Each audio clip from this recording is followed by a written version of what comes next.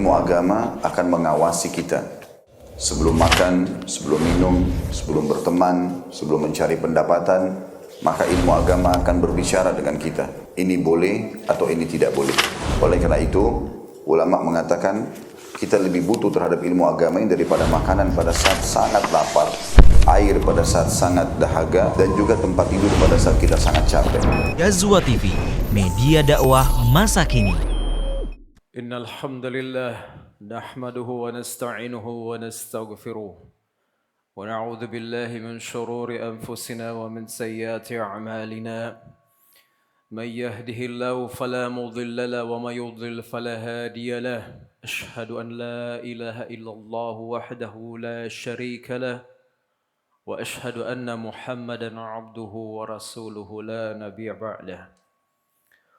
يا أيها الذين آمنوا اتقوا الله حق تقاته ولا تموتن إلا وأنتم مسلمون يا أيها الناس اتقوا ربكم الذي خلقكم من نفس واحدة وخلق منها زوجها وبث منهما رجالا كثيرا ونساء واتقوا الله الذي تساءلون به والأرحام إن الله كان عليكم رقيبا يا أيها الذين آمنوا اتقوا الله وقولوا قولا سديدا يصلح لكم أعمالكم ويغفر لكم ذنوبكم ومن يطع الله ورسوله فقد فاز فوزا عظيما أما بعد فإن أصدق الحديث كتاب الله وخير الهدي هدي محمد صلى الله عليه وسلم وشر الأمور محدثاتها فإن كل محدثة بدعة wa kullu bid'atin dhalalah wa kullu dhalalatin finnar.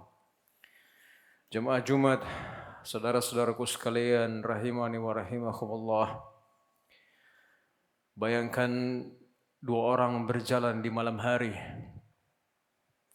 Jalan yang mereka lalui sama.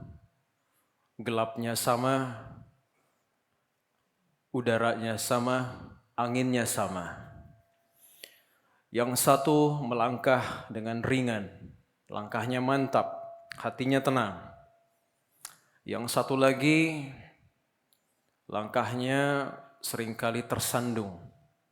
Dia ragu dalam melangkah. Dia gelisah di setiap langkahnya. Bukan karena jalannya berbeda, bukan karena kakinya berbeda, tapi karena arah hati mereka yang berbeda. Saudara-saudaraku sekalian, Al-Quran diturunkan bukan sekedar memberitahu mana jalan. Al-Quran diturunkan untuk menjelaskan mengapa sebahagian manusia ada yang dimudahkan dan mengapa sebahagian lainnya dipersulit. Padahal hidup di dunia ini sama. Dia hidup di dunia yang sama. Inilah hikmah dari firman Allah Subhanahu wa taala yang sering kita dengar tapi kita belum memahami maknanya. Di dalam surah Al-Lail, Allah Subhanahu wa taala berfirman, "Fa amma man a'ta wattaqa wa saddaqa bil husna fasanuyassiruhu lil yusra." Adapun orang-orang yang memberi, dia bertakwa dan membenarkan al-husna, maka kami akan mudahkan baginya jalan menuju kemudahan. Saudara-saudaraku sekalian, perhatikan baik-baik. Di sini Allah Subhanahu wa taala tidak menyebutkan nama orangnya, tapi Allah Subhanahu wa taala menyebut pola hidupnya. Perhatikan baik-baik ayat yang saya bacakan tadi. Fa amma man a'ta wattaqa wa saddaqa bil husna. Adapun orang-orang yang suka memberi, kemudian dibarengi dengan ketakwaan, dan dia juga membenarkan al-husna, yaitu membenarkan hisab di hari kiamat, membenarkan adanya surga dan neraka. Dia bukan hanya memberi harta, tapi dia memberikan manfaat bagi banyak orang. Dia bertakwa, tidak hanya dia menjalankan perintah, tapi dia juga menjaga diri dari yang Allah haramkan. Dan dia membenarkan, dia meyakini sepenuh hati bahwa janji Allah itu nyata, surga, pahala dan hisab itu benar. Jadi perhatikan, ini bukan hanya sekedar mengetahui, tapi dia percaya sampai bisa mempengaruhi keputusan hidupnya. Maka kata Allah Subhanahu wa taala, fasanuyassiruhu lil yusra. Maka Allah Subhanahu wa taala akan memberikan dia jalan menuju kemudahan-kemudahan. Allah memberikan dia kepada jalan terhadap seluruh kemudahan-kemudahan yang ada di dunia maupun di akhirat. Kemudahan apa? Perhatikan saudara-saudaraku sekalian. Kemudahan bukanlah berarti hidup tanpa ujian. Kemudahan bukan berarti rezeki tanpa susah. Tetapi kata para ulama salaf, itu adalah kemudahan untuk taat kepada Allah. Kemudahan untuk bisa istiqamah. Kemudahan untuk kembali ketika tatkala dia jatuh. Maka saudara-saudaraku sekalian, inilah yang disebut dengan taufik. Namun Allah tidak berhenti di situ. Allah Subhanahu wa taala balikkan cermin kepada sisi yang lain. Maka Allah Subhanahu wa taala dalam kelanjutan ayatnya Allah berfirman, wa amma man bakhila wastaghna wa kadzdzaba bil husna fasanuyassiruhu lil usra.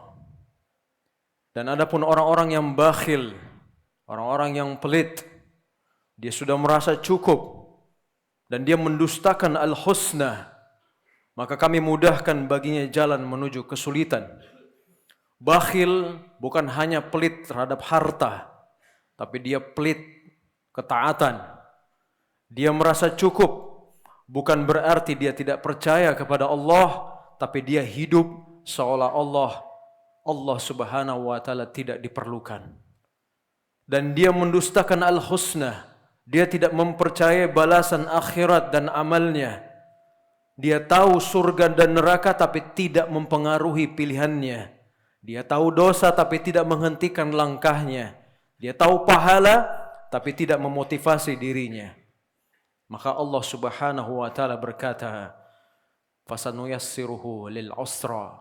Maka balasannya bukan langsung dia diadab, tapi Allah mengatakan kami akan persulit hidupnya.